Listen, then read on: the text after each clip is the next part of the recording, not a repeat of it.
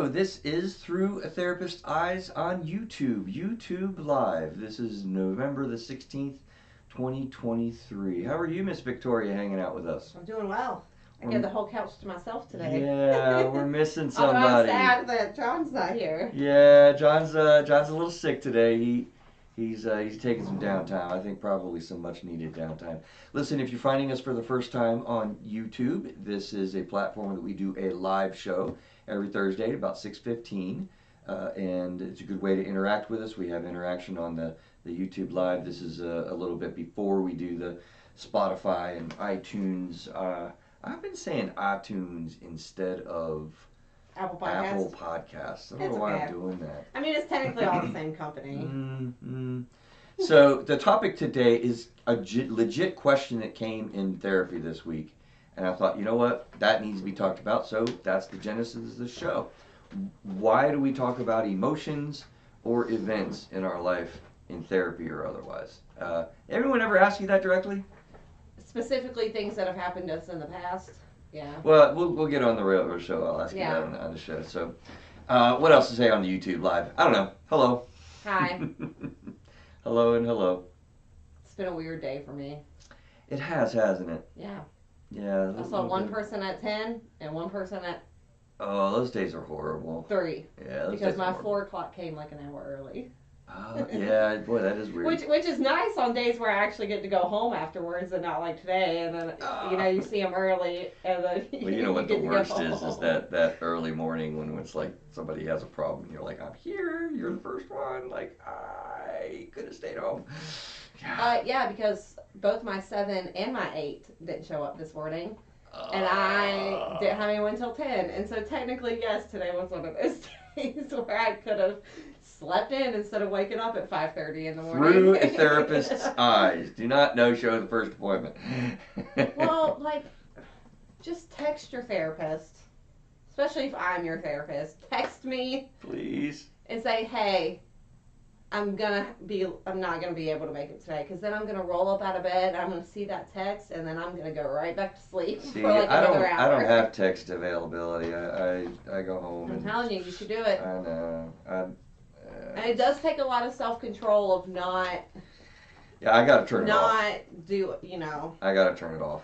And I do tell my clients for the most part, like, within business hours, I will respond pretty regularly. See, my text is actually on my computer. It's like email to me. Yeah.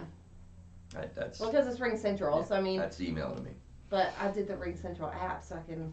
It is not. I will say it has come in handy. That is the new age. The new age. How far out are we? We about ready, sir? Yep. Oh, we're ready to go. He says, cool "Let's beans. rock and roll." Cool beans. That's a term I haven't heard in a long time. You're such a Gen Xer. No, I'm such a millennial. All right, here we go. Ready? All right, 3, 2.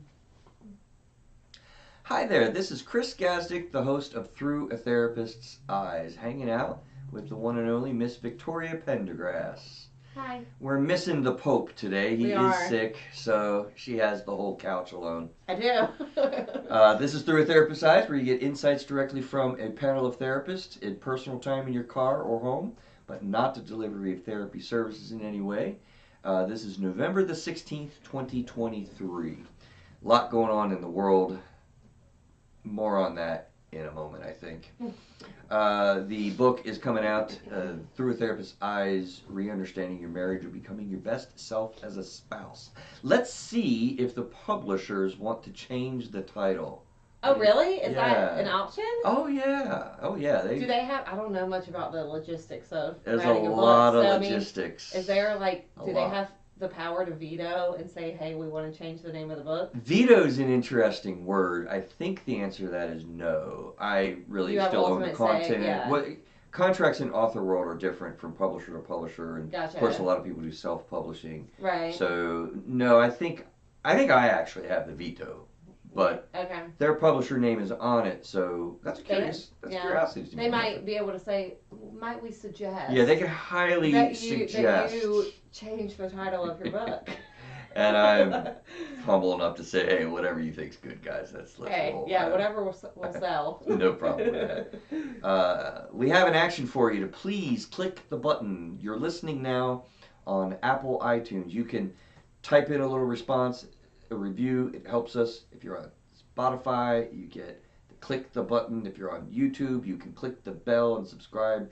These things help us out. Neil's got a mic behind the scenes. You can give me a head nod. Did I do pretty well there? Getting closer. Getting closer, he You says. still said Apple iTunes instead of Apple did, Podcasts. didn't I? Yeah, you're getting closer. You'll get there. Okay, what did I miss, big guy? Let's see. Leave a review on Apple Podcast. Follow on Spotify. Subscribe if you're watching on YouTube. Hit the bell for notifications if you want to. And if anything strikes out to you, just go ahead and share with people that you know that can benefit from the show. So that always helps us. And of course, give us a like on YouTube saying, "Hey, this is a great show." It moves us up on the algorithm. Reed Ferguson does the intro music, or did the intro music for him. A little shout out to Reed. He loves to do private events, so please contact him. He does a great single gig with his guitar, man. He's awesome.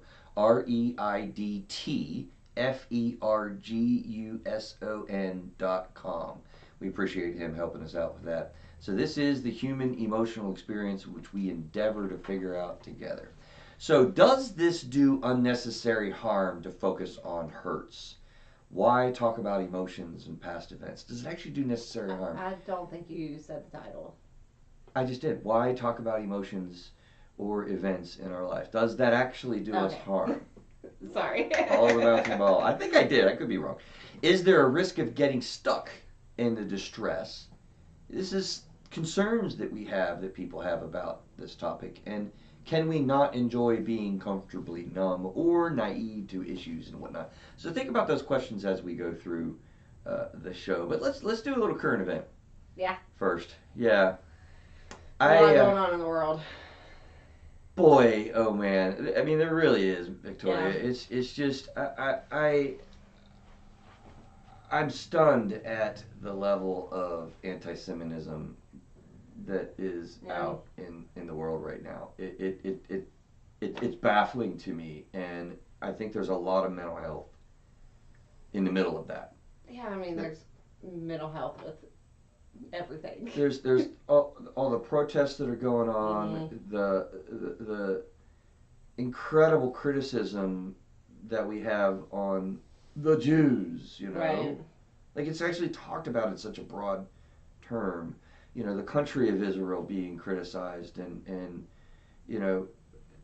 the plight of the Palestinians. Far be it from me to cite any ability to understand what either peoples are going through. I am naive and comfortably in the United States of America, blessed to have the life that I have, and I don't. I had a client today who was emotional in session, talking about all the stuff that's going on in the world, and Absolutely. specifically the things.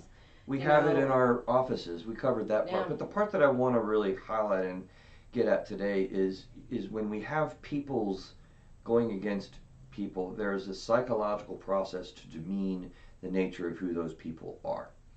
And you get nicknames that come out, you get demeaning, so as to dehumanize the people that you're in war with.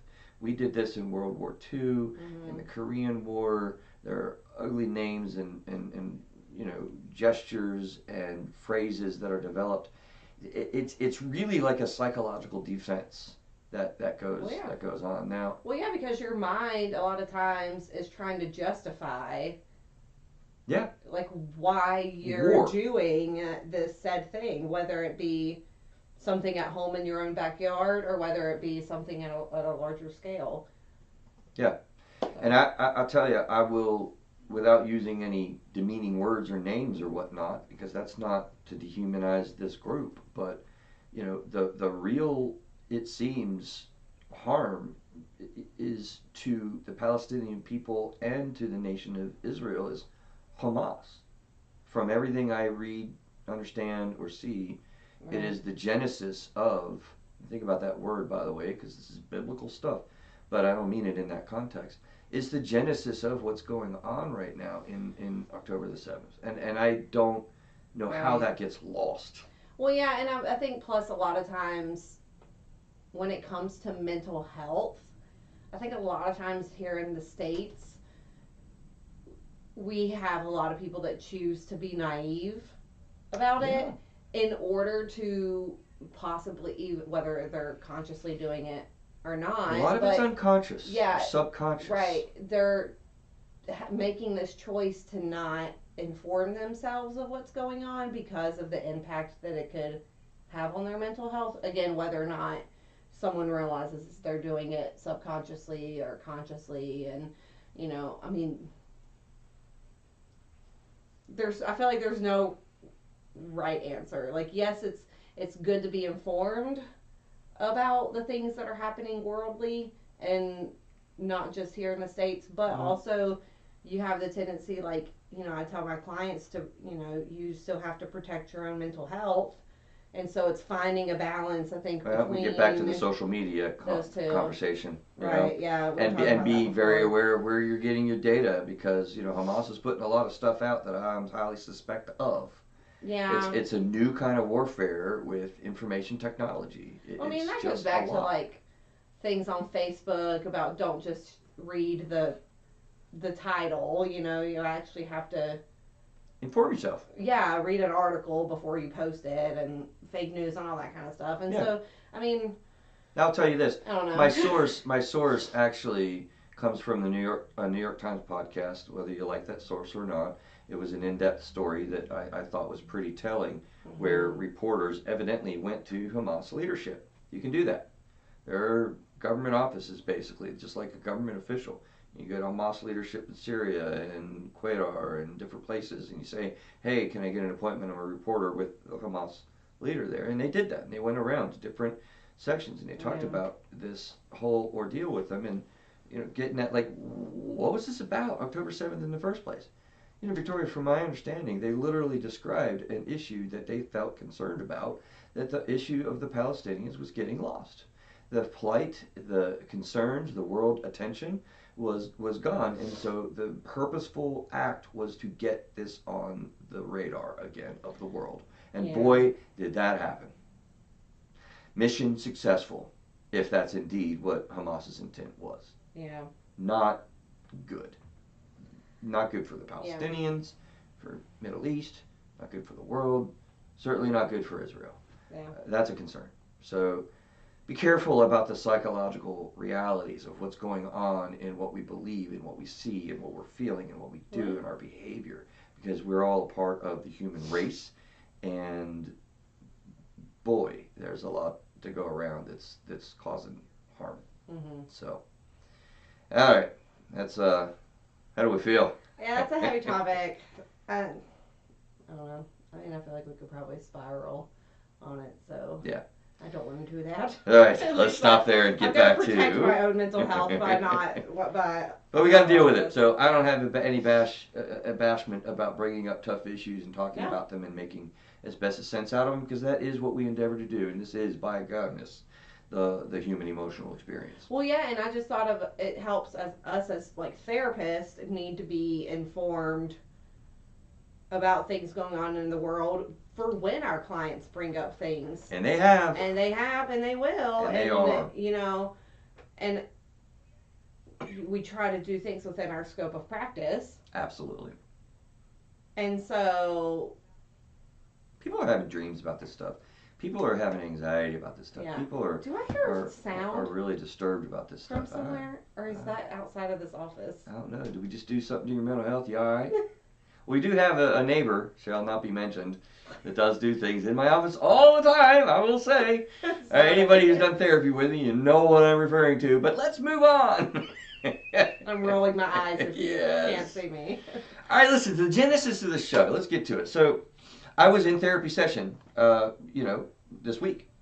And I was having a really good conversation with somebody.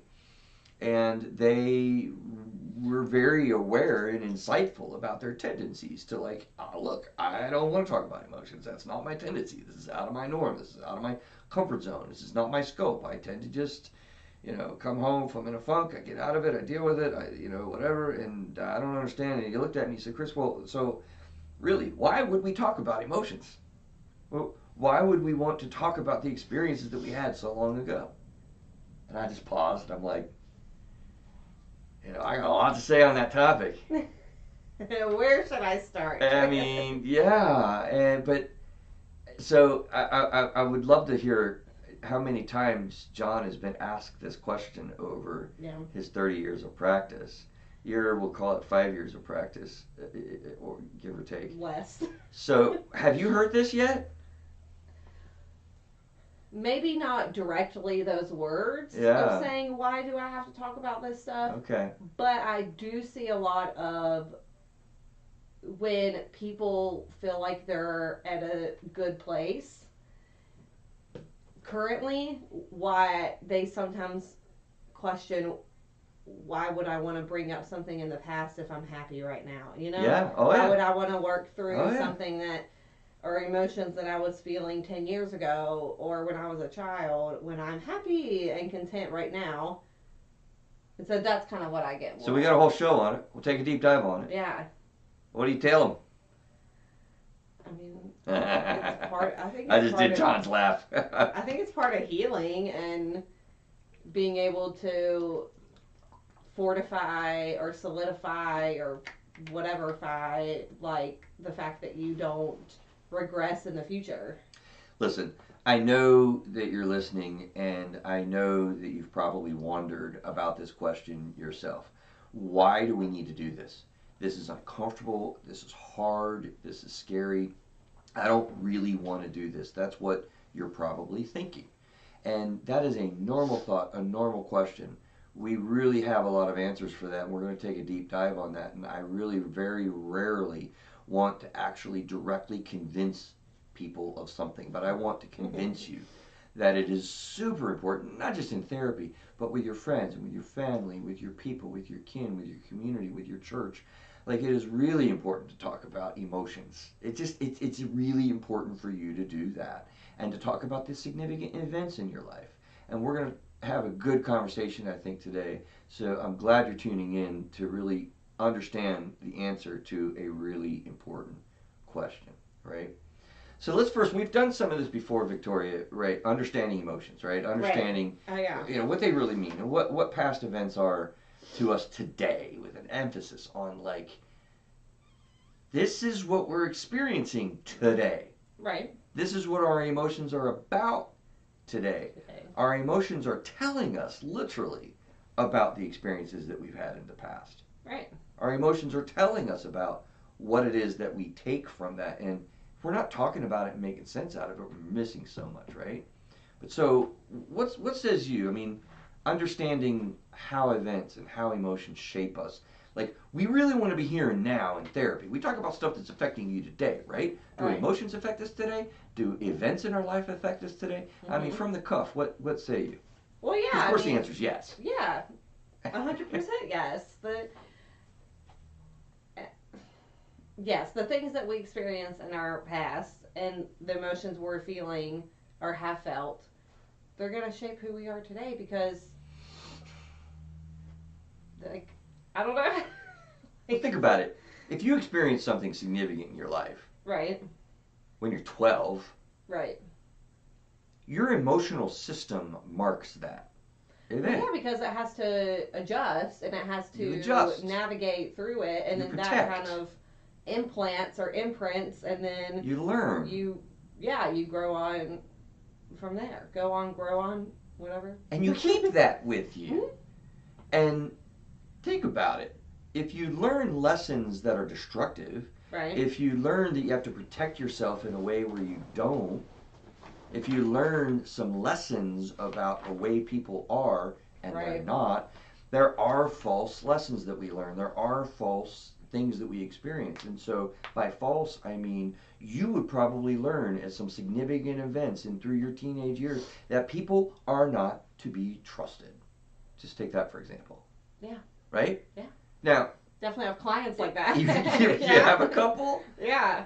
You know, and so it's baffling to me why people would think, well, that was so long ago, I'm not going to worry about that now. It's like, no, wait, like, we really got to get clear on this topic. Well, and it's also interesting, I think, how sometimes people look at smaller events or what they feel are small events in their history or in their past that end up, sometimes those smaller events end up having the biggest impact Oh on, yeah. like, oh, my parents just didn't come to my award ceremony. Might be a small thing in comparison, but then that potentially instilled some type of feelings about parenting or your parents or whatever the case may be, and then now 20 years later you still are suffering or dealing with this whatever feeling from Or that one small event. or because you did what you needed to do to deal with the feelings and the emotions of this, Mm-hmm. then you recover or you heal or you grow or you learn better life lessons and whatnot by talking about your emotions, by talking about that event. I just did a little journey in my brain and debated. I was gonna say, I could tell you were thinking. I am. I was saying that and thinking at the same time. Do I want to do that, Chris? Do I do that? Do I not do that? Like, I'm not really sure about that one. But you know what? I'm going to do it because it's real. And it wasn't my decision and choice. And so, I hope I don't upset him. But, I had a really example. It wasn't a small event, but, my dad made the decision not to come to our wedding. Okay. Yeah. Pretty big thing. Yeah. Pretty big event. And, that was like, okay, well, that sucked, like, what do you do with that? Yeah, I didn't know that. Yeah, so as a young man and a newlywed person and, developing into becoming a parent and, those years following, I really had to do a lot of exploration about that. I had to really kind of do some talking about that. Yeah. Some praying about that, some thinking about that. Like, I did some work on that, Yeah, and, I would assume so. right? Instead of just, can you imagine if I just stuffed that down, internalized that, and treated it like it never happened? And just moved on. Do you think my psychological system would be affected? Well, yeah. Like, yeah.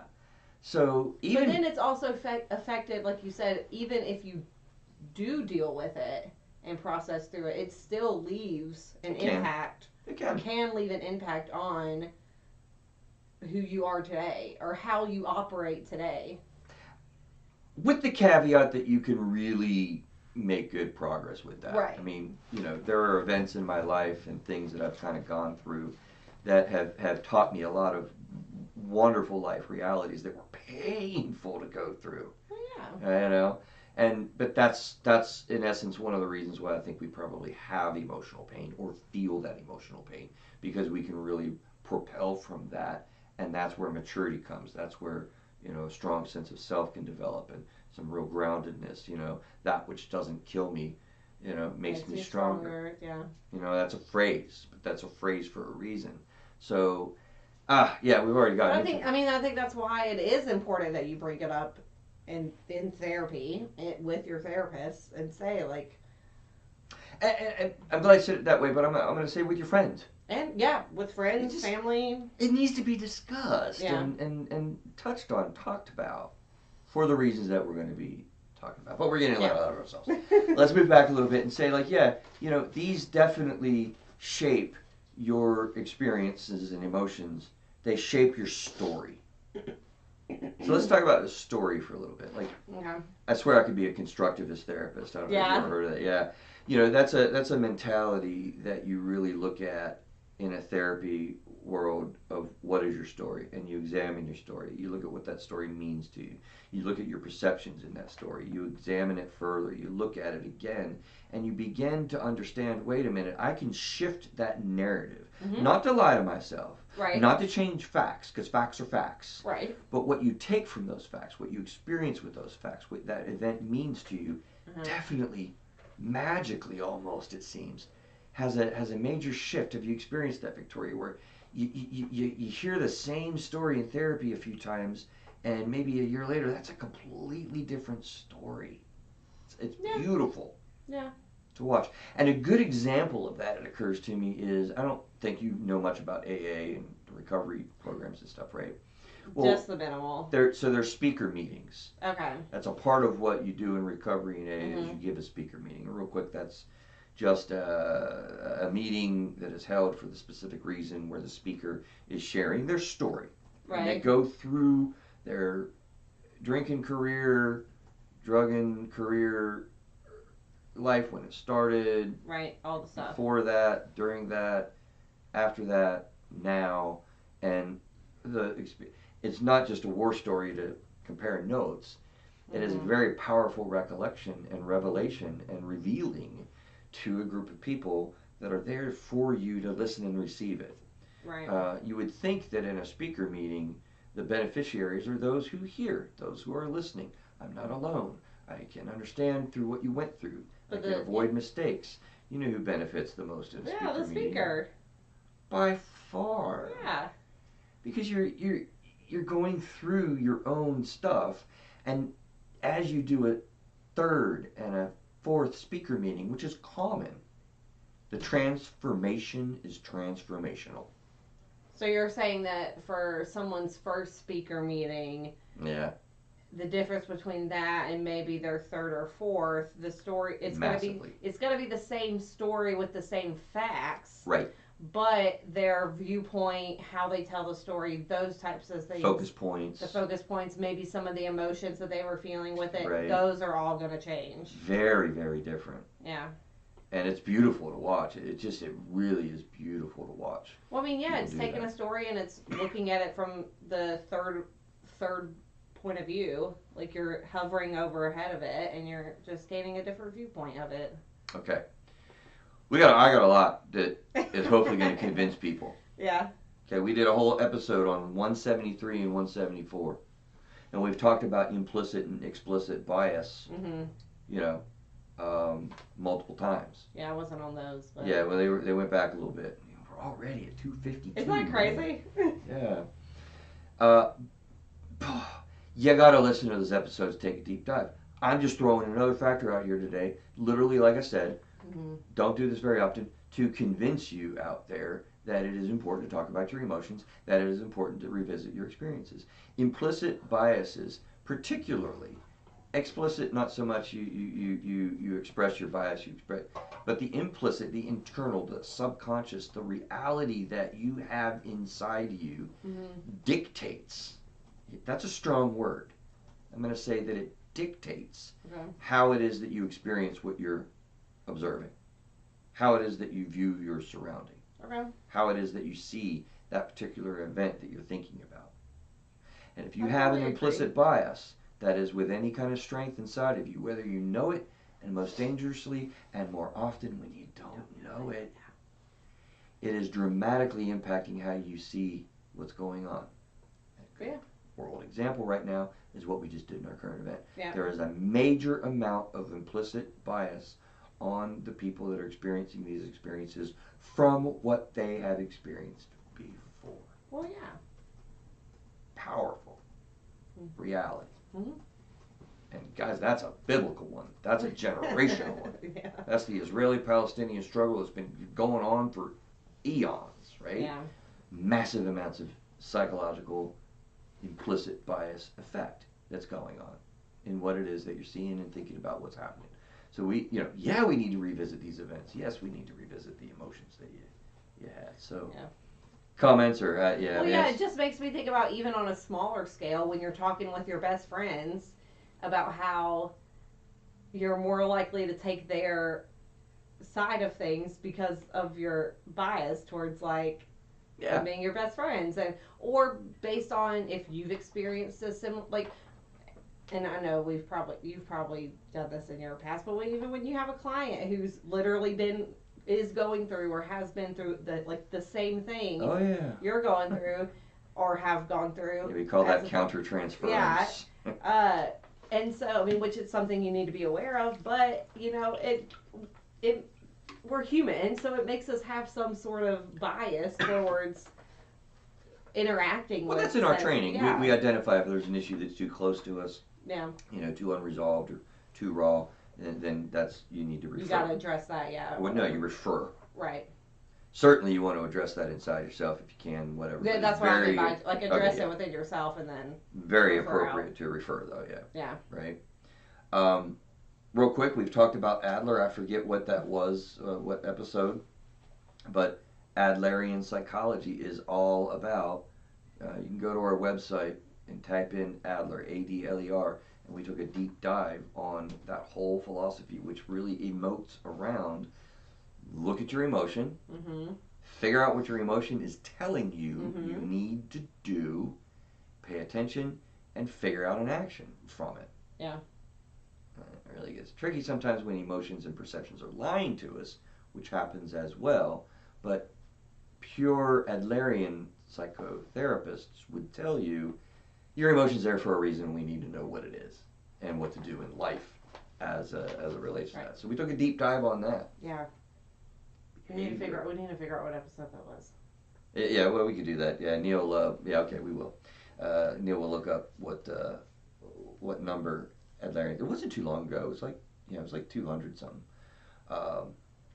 Okay, let's go out of order a little bit and look at like why we need to make a connection between these behaviors and the patterns that we have, because we've started to touch on that anyway. Yeah.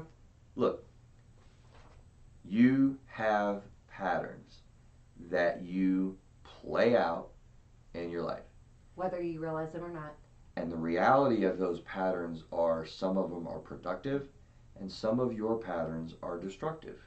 And yet, bet you probably want to know the difference between which ones are which. Therefore, Victoria, that's why, right? We got to look at our emotions. Why do I keep dating the bad guy? Oh. Why do I keep going for the... Can I cuss? Yeah. For the assholes. Why do I somehow attract a bunch of narcissist people? Or why do I somehow, why am I fill in the blank? You know? We'll just have to mark it explicit now, Victoria. You're fine. We're podcasting. Sorry. That's part of the beauty of the reality of it, to make a strong point. Because really, to your point, if you have an asshole that's in your life, look, what's happening that I'm drawn to this. Because in a more serious way, we know that domestic violence victims sometimes get out of that relationship and oftentimes go right back into another one. Yep.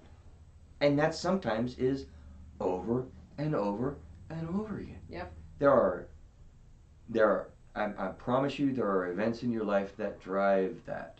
There are emotions that you're having that are driving that. The behavior patterns, the life patterns that you see that you don't like, it is tied to, why do I yell at my kid louder than I think I should? Yep. There's events in your life that are a part of that. Listen, I don't...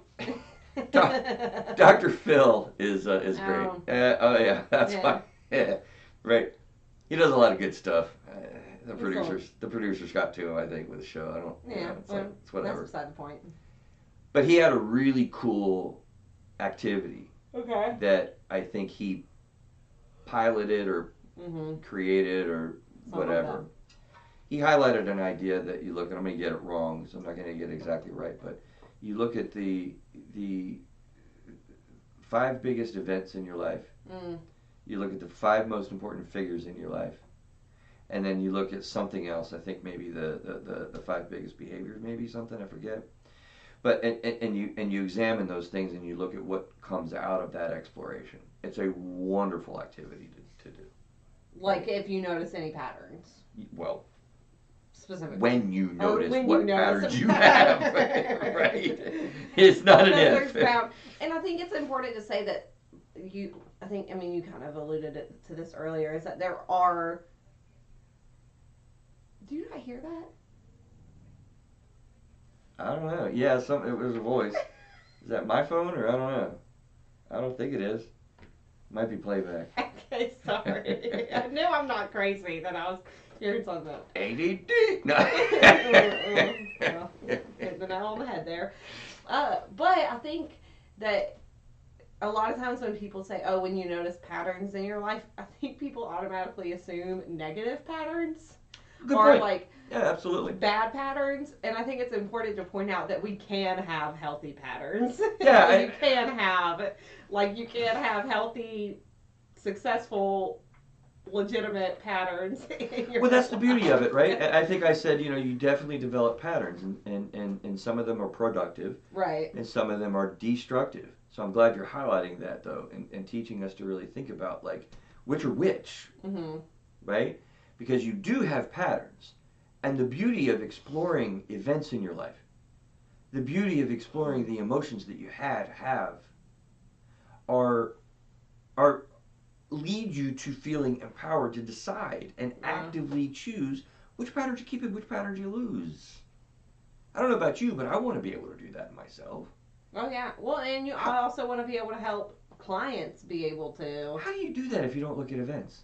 Look, I have no idea how you do that without that. Like, okay, with Dr. Phil's exercise there's no way you can find those patterns unless you look in the past of your life and you say, like, well, this event happened and this event happened and these are the people that are important to me, and, you know? Well, and yeah, what word did you just say? I think I lost my thought because I forget what you just said. It was important too. You want, yeah, I lost it. That's okay. We'll move on. I have no idea. What kind of patterns are you saying that we have, Chris? Think about this. You have patterns that you have with fear. Fears that you have become pattern oriented. They're learned. You have patterns in life with people that you trust, or how you trust, how you develop trust issues. Hashtag, right?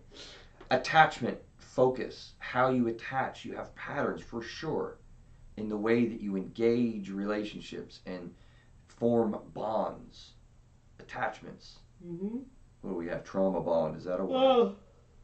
Hurts and their effect in dealing with people. Those hurts continue hurting until you heal the hurts. I mean, that's just a reality. Yeah. Work and commitments. Perhaps, for example, you felt betrayed by being, rifted. Reduction in force, man. It happens in businesses nowadays pretty regularly. I've had clients that have this strong sense of betrayal. Why would I care about committing myself to a company or a boss? Your past events create those patterns. Right. Obviously, betrayal in marriage is a powerful hurt. Second marriages, you out there getting married again, understand, you're going to have effects from your first marriage and your second marriage. I think we understand that, right? Yeah. Trusting kids in parenting. Hey, when you see these events and these things that they've done, the countless interactions and their behavior, do you not think that's going to trust or impact how you trust and work with them and, your parenting relationship? I could go on. Oh, yeah. Even how you were parenting affects how... I literally just had this conversation today. Did you? In session? Go. What was it? No, I mean, we just talked about how a lot of times we parent based off how we were parented. And you have the choice of breaking generational patterns, doing things differently than how you were parented. Say more about generational parents. About parenting. Breaking it? About issues with generational parenting, yeah. Well, I mean, I just think that, how parenting was done in the 40s and 60s, 80s, and so on is obviously going to be different than how people parent now. And so I think that just evolves, and just because your parents parented you a certain way doesn't mean that you have to parent your kids or your future kids the same way. The same as in life, how you learn from mistakes, you take how you were parented, you learn and grow from those things, and then you change what needs to be changed, and you apply that into your parenting of your own kids. Right. Because, I mean, the goal is to always get better, right? You want to be better than your parents were with you, even if you had good parents. Absolutely. Yeah. This is a healthy thing to improve on, not just like destructive. But I'm reminded of the meme we've pointed out a few times, right? With the old man standing in the shield with the middle-aged man and the kid that he's kneeling, supporting at a game or something. I mean, I know I'm not doing it justice because we talked about it on the show already. But it's a powerful meme. It's a powerful reality of that depicts what you just very, very well described. So let's take a quick break for a couple of reasons. One if you like the show and the content, we want you to really help us. Click the subscribe. Give us the review on Apple Podcasts. Said it right that time. Give us the thumbs up on Spotify. These things really make a difference in the algorithm. Interact, share it with someone, comment. Which we have a lot on YouTube Live today. People are loving the show. Yay! Carolyn, I love it. Thank you. She says, I like this one. Thanks for doing it. You're more than welcome, Carolyn, because this is a really important issue. I mean, it's a powerful issue that we're all dealing with.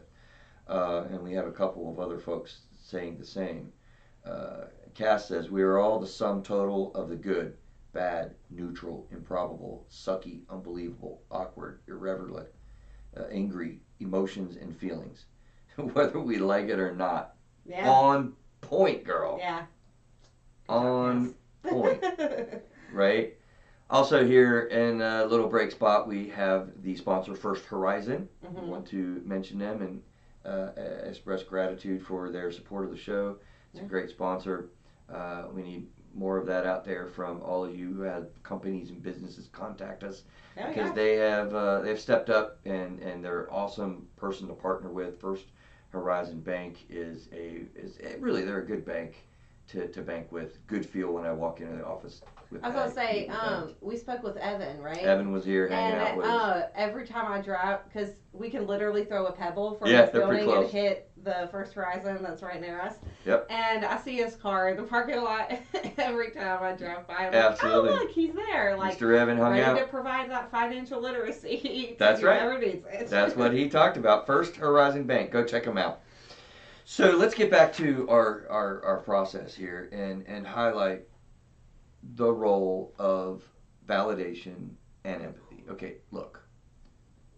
That's one of your big things. It is. Well, yeah, absolutely. Listen, I'm coming clean. I am trying to convince people today, Victoria. Yeah.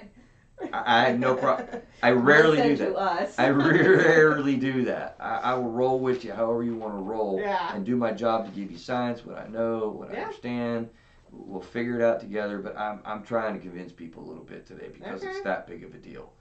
You need validation in your life. You need empathetic people in your life. For I know sure. you know what those things are. Right. Why do we need those, ma'am? Fire up the wand. So that we can feel good about ourselves, so that we can have a strong self-confidence, so that we can approach life with some goodwill and self-worth. Look, I love doing this to people in my office. I'll do this through a therapist's eyes, right? To you, Victoria. Yes. And demonstrating the power of validation. Yes. It's crazy when you think of information and what your eyes see and what you experience. Yeah. And the doubt, the questions that you can develop inside your own head. Like the color of the walls in this office. Mm-hmm. You know? What might you say the color is? Because the reality of it is, there might be gray. It looks like agreeable gray. Agreeable gray. No, it might be a little bit too blue for agreeable Maybe gray. blue. I'm going to tell you over and over again that I went to the store and it is, what's the first word? I had Joe pick it out. Soft gray maybe? And it was, No, there's some blue in that. It was some, right? I could tell you over and over and over again that this is gray walls, and eventually, even as you've said, yeah, there's some blue. Are you wondering? Yeah, you said soft gray. You said agreeable gray. Yeah, now I'm wondering if my eyes are playing tricks on me. Right? Am I just seeing this blue, or is it really blue mixed in with the gray? There is natural doubt that you have in your life about what you see, what you perceive, what you feel, what you know, what you think you know. What you think you know, you don't know until you know. How do you really know that you know? Validation. Well, I will give you a great example. The walls are dolphin blue. Dolphin blue. That's the title of the paint. Dolphin blue. Oh, I can see that. Yeah. So, yesterday I had a session, and most therapists, if you're listening to this, you're going to know a lot of therapists, we deal with imposter syndrome. Yes, it's a thing. Just like everybody else out there. And so I had this client yesterday. Was it yesterday? Yes. And it was my last person of the day, so if they're listening to this, they're going to know I'm talking about them. But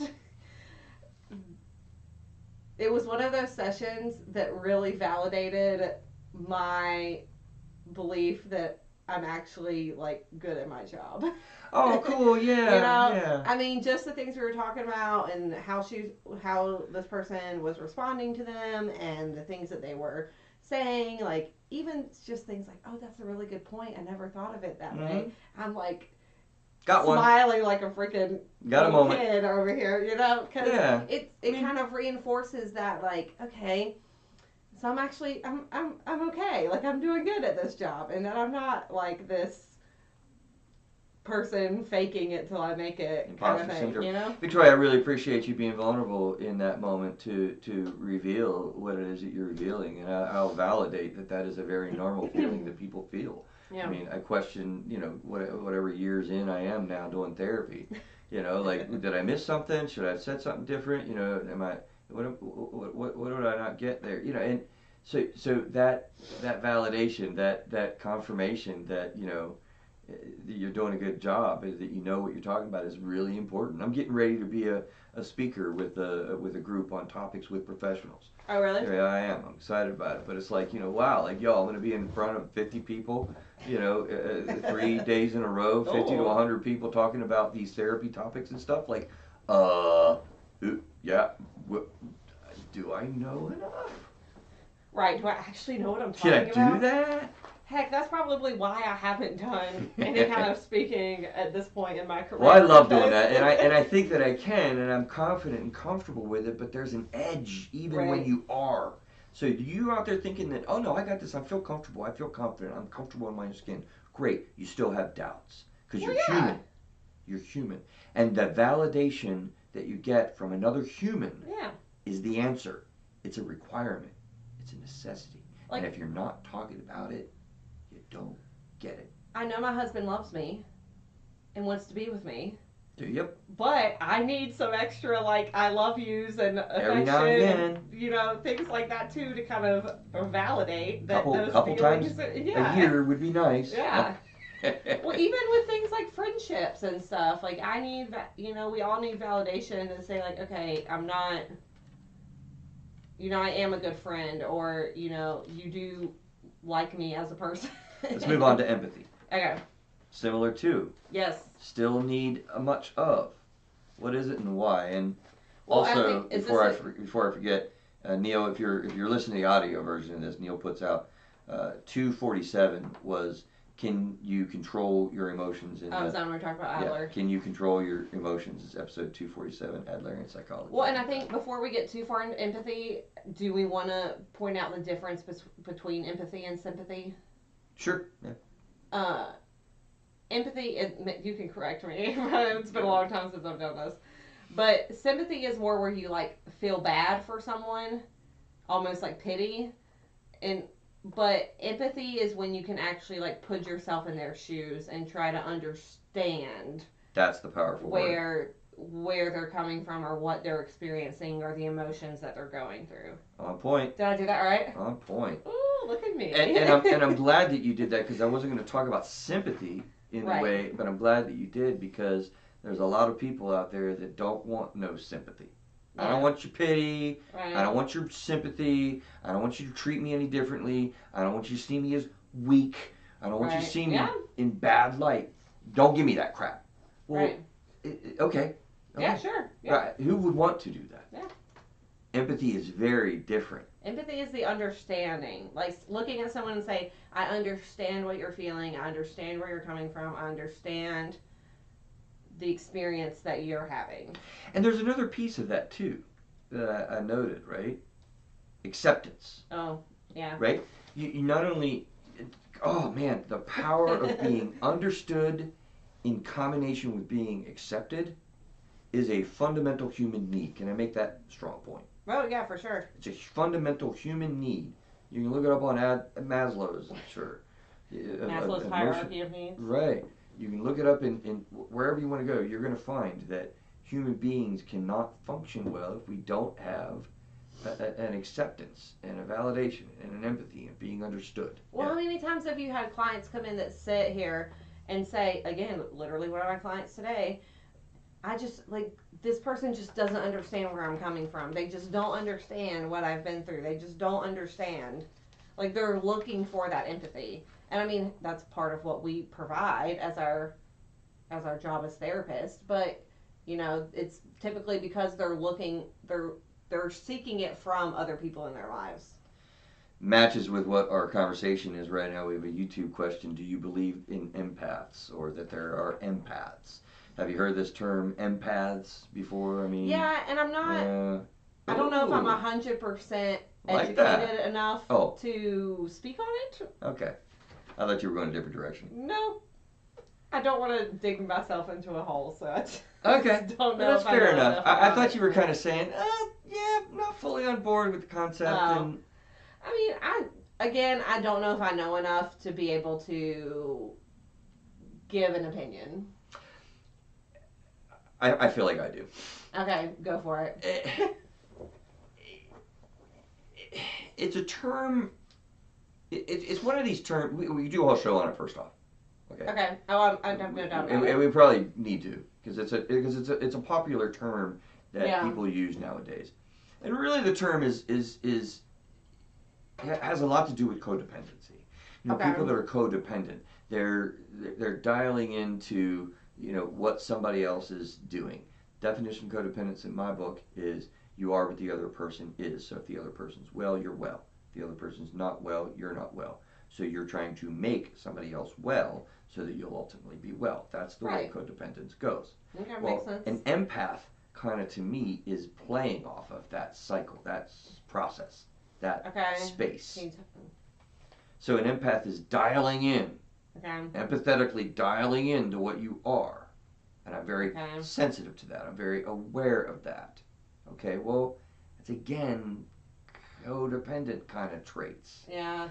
But people, I think, talk about it in such a way where it's like, you know, I'm really just that, just insightfully aware of my surroundings and my people. I'm a good poker player because I think about what you have instead of what I have.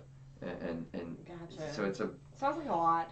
It is a whole show. So I'm skeptical on that really being accurately understood. But people understood that generally it leaves me vulnerable and I need to be careful about that, and I can get too sucked in with boundaries. It's codependent. So if that's what empath means to you, and generally that's the way people are referring to it, fine, great, be careful about it if that's the way you understand it. It's just a deeper issue than I think the way people generally see. So, but it's a good question. Another topic for another day. Indeed. So let's touch on culture. We can't forget about culture. You so beautifully talked about family culture. It's a big part of what your culture is. You know, your family culture has a huge impact. Your culture has a huge impact on how you do this. Some cultures just say, we don't talk about feelings.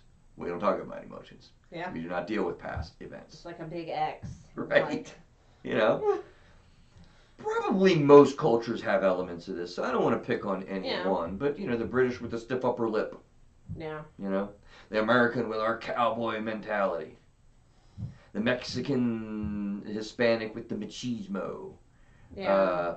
You know, the Korean, and it goes, I think there's a lot of elements that go into this with most cultures have an element. Mm-hmm. Some more so than others, but your immediate family, for instance, I'm sorry, I'm using another alcohol dependence thing again, right? The family dynamics. Yeah.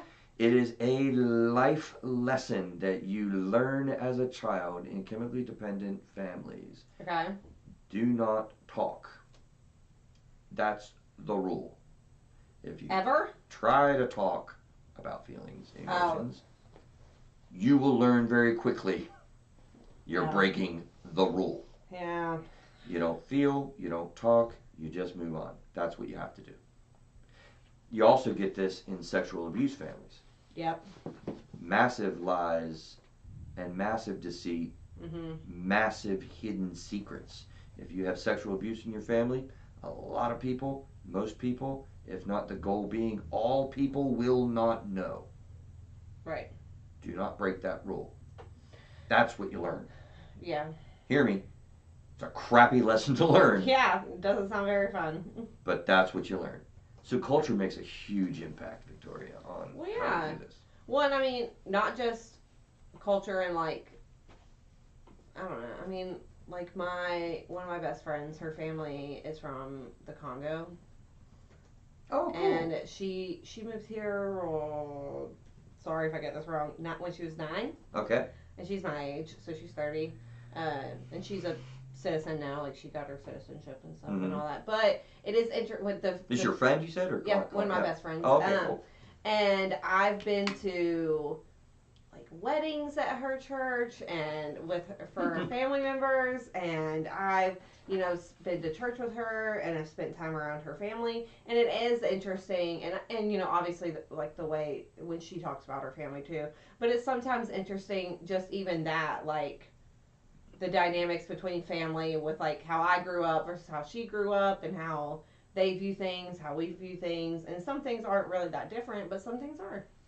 We got YouTube activity. I got to say, from behind the curtain, we have Mr. Neil. I think you typed that, did you, Neil? I should have popped on the microphone, man. He types in, I think there are, so just so the world knows, that was Neil's view, not the through therapist.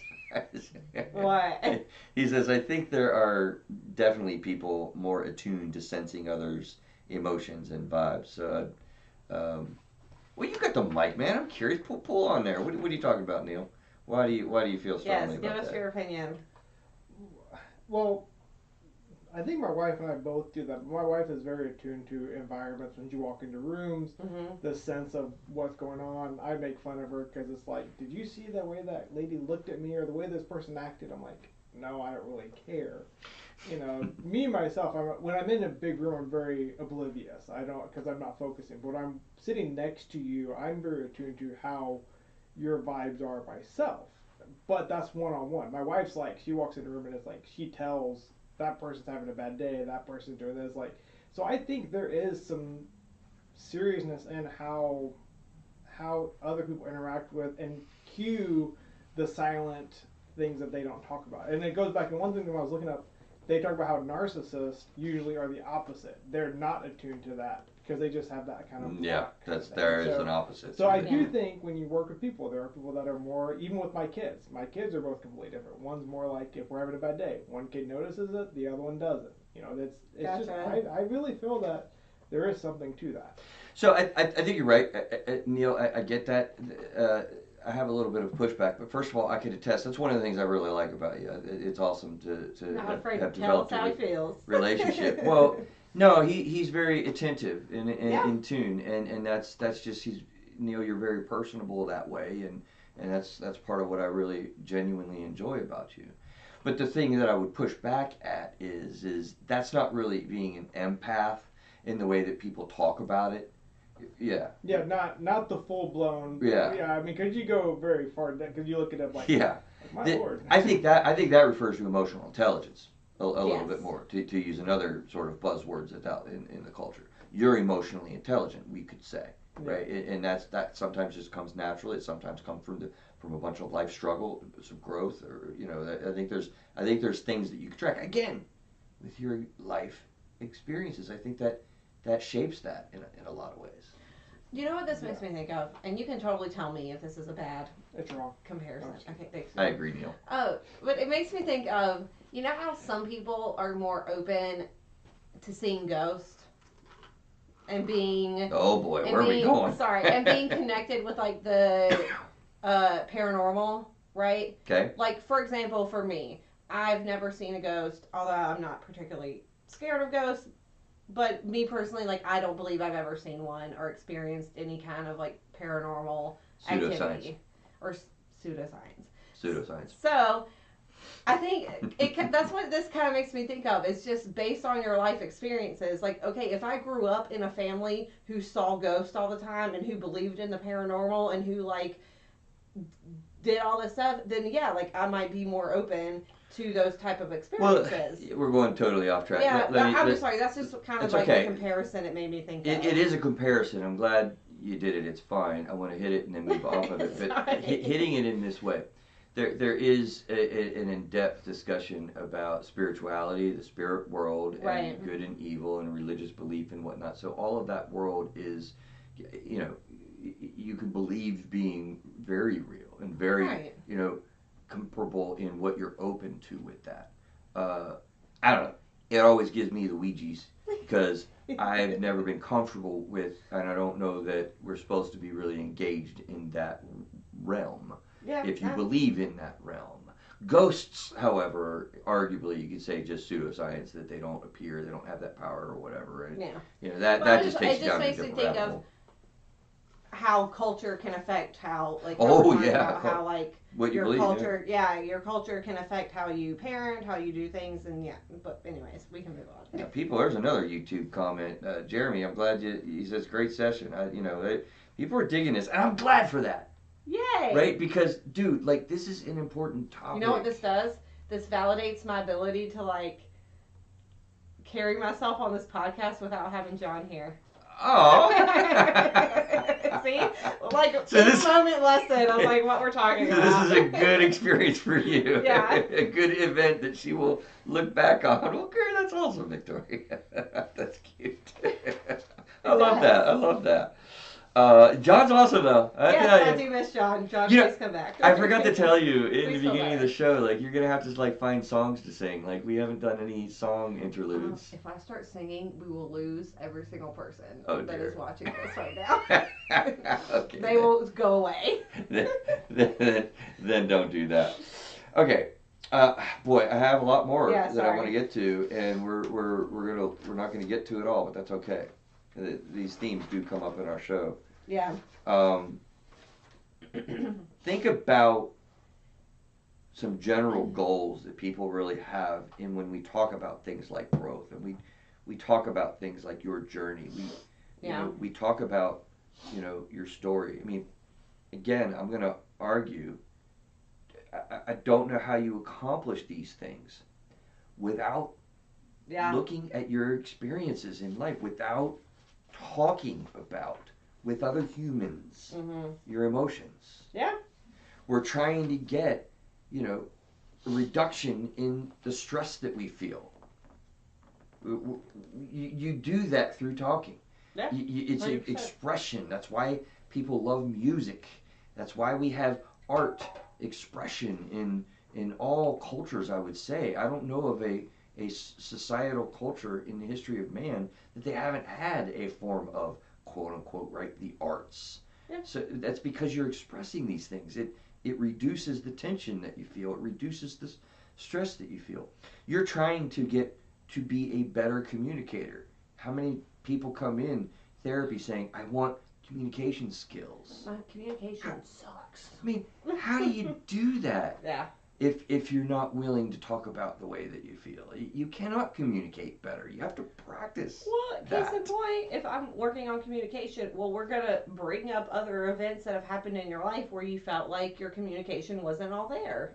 And then we're going to talk about it, we're going to evaluate it, we're going to see what we could have done to improve Learn it. from it. Yeah.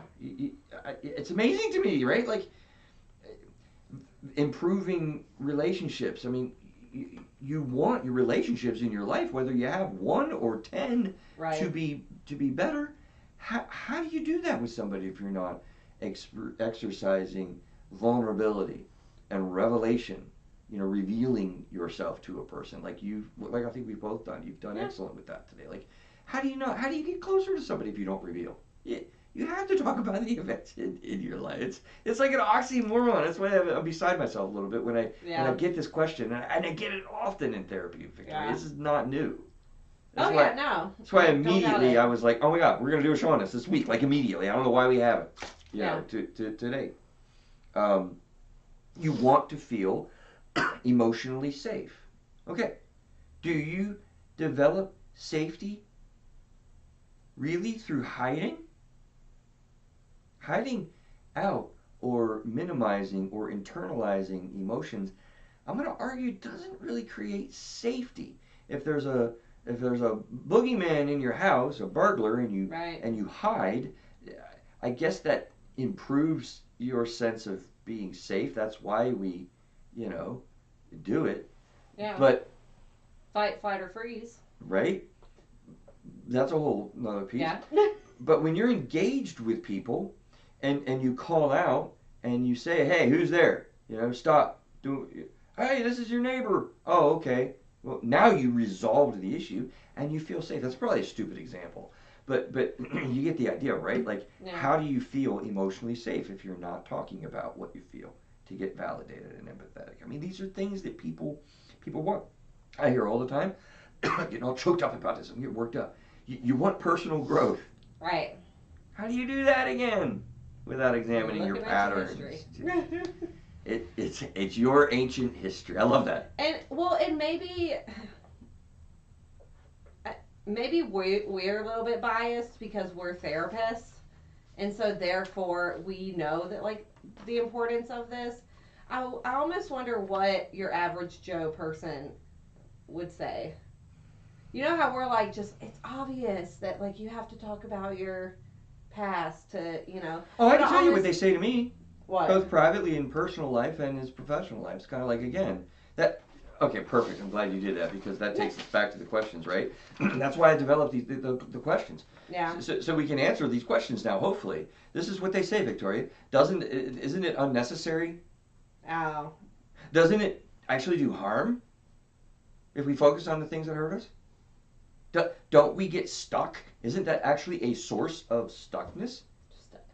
If we just focus on the past, isn't it better just to be comfortably numb? I don't want to think about these things. I feel them and they make me feel. I feel worse when I talk about the things that happened to me. It's like those are some of the things that I hear regularly and repeatedly. And I hope we're blowing a big fat hole in those in that myths. way of thinking. Yeah. Because those exactly are myths. Neil, I didn't start my clock. I think we're up on time, like hard, aren't we? 103. All right. Yeah, we are. We got to wrap up. So I'm not going to do this justice, but this is why we do the month in review shows. When we don't get to something, I can promise you when we do a review of this show, we'll talk about in more detail the emotional barriers that people have. Yeah, I think that's going to be important. It really is. Go with that. Why? Well, I mean, there's lots of things that one might feel without getting into it now, but there's lots of things you might feel with bringing up your past experiences and that you might feel are not necessarily great feelings to have. And so that I think can kind of ward off this feeling of needing to like talk about this stuff because you don't want to feel the feelings. There's a lot that's but there. You need to feel the feelings. Feel the feelings. Before we wrap up and get out with a quick list of these type of barriers, and we'll take a little bit more time when we do the review show.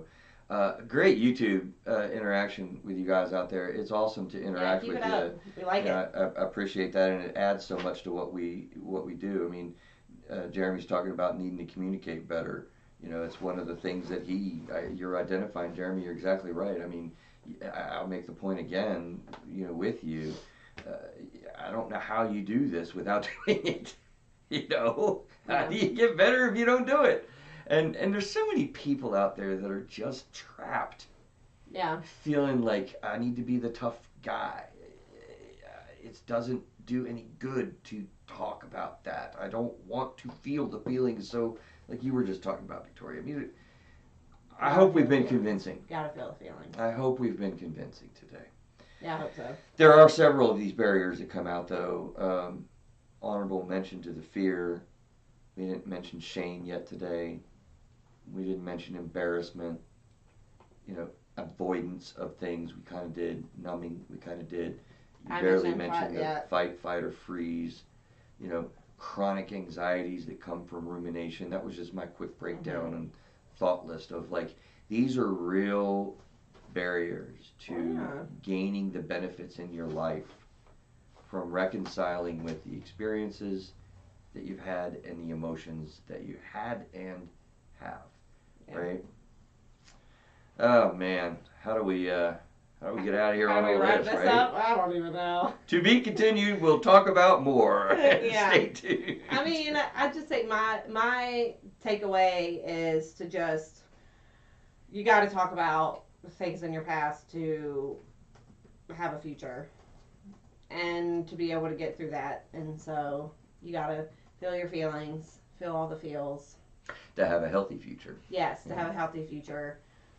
I love that. That's a great phrase. Well, and I mean, and that's what we're here for. We are here to help you do said things and to be able to talk about that stuff and be able to work through those things in your past so that way, like you said, Absolutely. you can have a healthy future. And what an honor and a privilege it is to do. Yeah, I love it. I can't Yeah. tell you how much of an honor and privilege it is. Listen, so I do hope that you've heard an answer to some of the questions that I know that you have. You wonder, why would I want to do this to myself? Mm-hmm. You know, my friend tells me that it's like poking your finger in an eye over and over again. Coming to therapy, you're naturally fearful and uncomfortable. Like, I get it. I hear that. I receive that. I'll agree with you. The payoffs are great, and as you experience this, as you experiment with this, as you challenge yourself to take just another little step with another person, just a little bit more. That's all I would suggest you take into doing, because I know that you're going to get the benefits in your life and in your relationships and in your heart for it. So it's well worth the challenge that it is, and it is a challenge. There are these barriers that you will have doing it, but I know you can do it. So keep trying, keep doing it. Be well, stay well, and we'll talk to you soon. See you next week.